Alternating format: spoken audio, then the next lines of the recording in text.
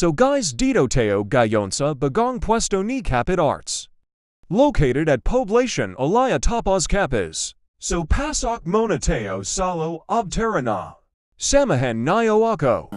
Guys, pwede rin kayo magpagawa ng plate number ng mga motor nyo or sasakyan guys dito.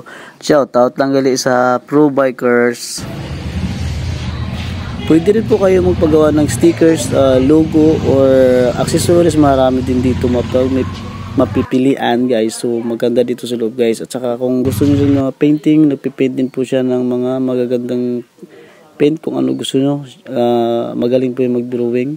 At dito naman maraming pilihan dito sa gamit dito guys. Mga stickers para sa sasakyan nyo at sa mga motor na gusto nyong piliing idikit sa sasakyan nyo. Dito po ating owner guys. Ayan po siya guys. Nag-reprint po yan. At salamat din pala sa sponsor niya na sticker sa akin. Salamat. So ano pang hinihintay nyo guys? Sa mga gustong mapaprint sa damit nung may reunion or party na gustong magpaprint sa damit, dito lang kay Kapit Arts, Sticker Station, T-shirt printing, motor plate, card plate, at marami pang iba.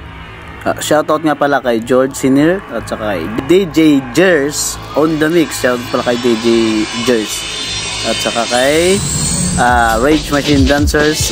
Yun lang po.